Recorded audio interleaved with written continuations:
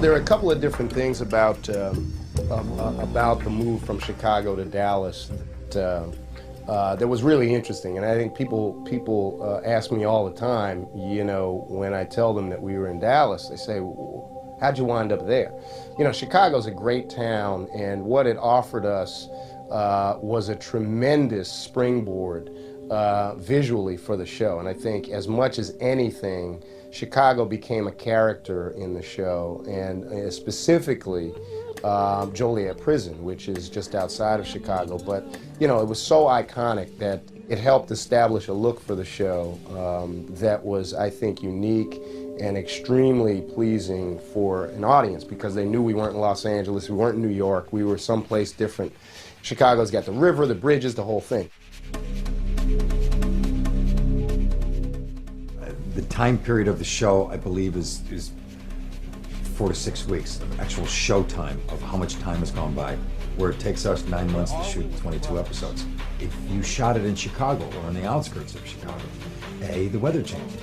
You know, you have summertime, then you got fall, leaves change, then you got, you know, now you have winter, you have drastic weather changes that would never sync up and match. So their problem was to find a location that A, could be film friendly, B, could give you the different sort of looks that they need.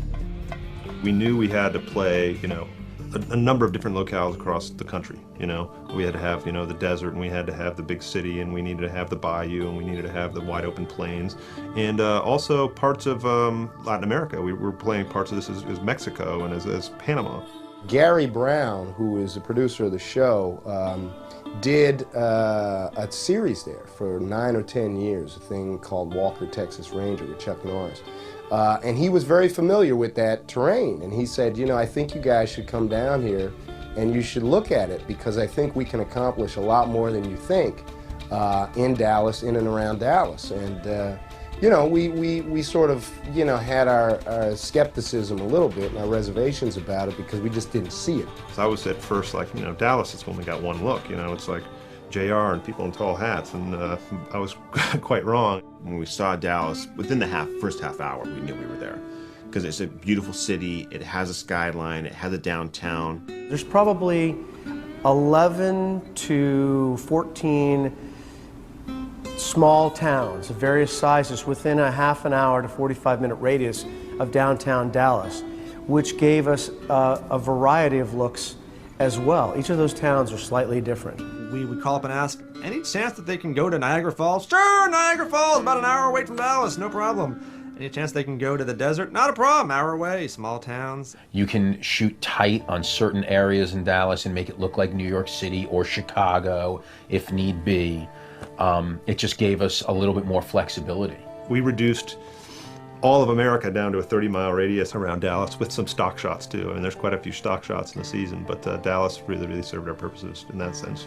Dallas tries to be film friendly. Having done episodic in the past, there is a bit of an understanding of, you know, Walker, Texas Ranger was here for 8 seasons, and they were running around blowing things up and doing car chases and stuff all the time.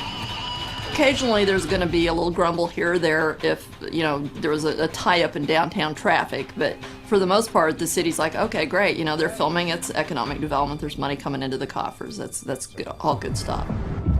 Mahomes got bottles this way. I don't know what happened to me in this whole shebang. You're dead by now. All right. I go and watch the game. This production has done an amazing job to make Dallas look like America. Not only America, but Latin America, because it made it look like Mexico, it made it look like Panama, and basically made it look like Middle America, made it look like New York, made it look like I mean, everywhere, Utah, for Christ's sake. It's one of those things that sometimes every time we were shooting it, I'm like, this is not gonna work. There's no way this looks like Mexico. Or there's no way this looks like Utah. We have a map in our office where we kind of follow Michael and Lincoln and all the fugitives kind of around the country. And we hit most of the United States. I think that's one of the reasons why Prison Break is doing so well, is that, you know, when you watch Prison Break, it doesn't look like LA. So it gives a different perspective on things, and we're very fortunate to have the people involved in Prison Break, especially in Dallas. I mean, their work ethic is incredible, and it's reflecting in the quality of the shows that we're making. The time element in series television is very critical, and the time to actually create these environments is very short. Picking many different locations.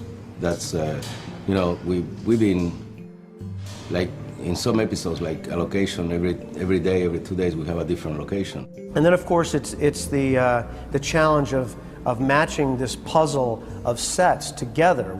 Whether it's a Panamanian set that has to go together with a set from Mexico on the same day, or whether we happen to be shooting in a courtroom like we're sitting in right now in the morning, and then shooting in Panama the second half of the day. That happens all the time. When we, for the end of the season, had to recreate Panama, we said, how are we going to make this look like Panama? This is going to be like impossible. We have to stay in the United States. One of the most interesting things that we did was transforming a area in downtown Dallas that had been used for a movie about Iraq. And in fact, they had recreated Baghdad in part of this area downtown. And so we went down there and we realized, well, maybe we can do something here and transform it into Panama.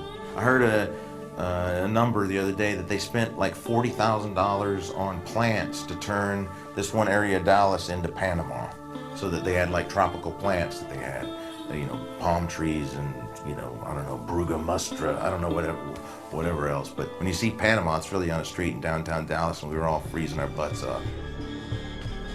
You paint certain buildings certain colors, you put people in Panama hats. I mean, everyone from locations to dressing to wardrobe to whatever needs to be done is done. Our crew is great, and they made it look like Panama. That was one where we were all saying, wow, this is going to be a trick to pull off, but we never doubted it would get done. Near the end of the season, we wanted our kind of boat drink shot, our Corona ad shot, where our guys get to the sailboat at the end of the season. And at first it was suggested, Dallas has some very large lakes, so we could do it there. And Caribbean water has a very specific look to it, and Caribbean beaches as well, very white sand and that sort of thing. So ultimately, at the end of the season, we decided to take a second unit and go down to Florida and shot around Pensacola. So that was the only thing that we couldn't get in Dallas, but virtually everything else we got in Dallas. All right, here we go, guys. A little quick safety meeting with the trains.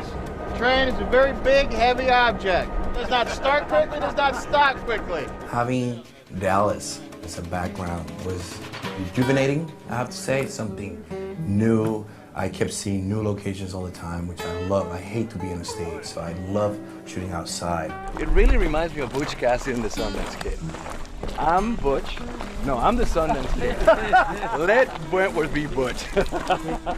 It brought something, was like an injection to the show, and I enjoyed it. I truly enjoyed it every day, even though people complain about 115-degree weather. I don't care. I'm from Puerto Rico, so I can handle the heat. So I got your message.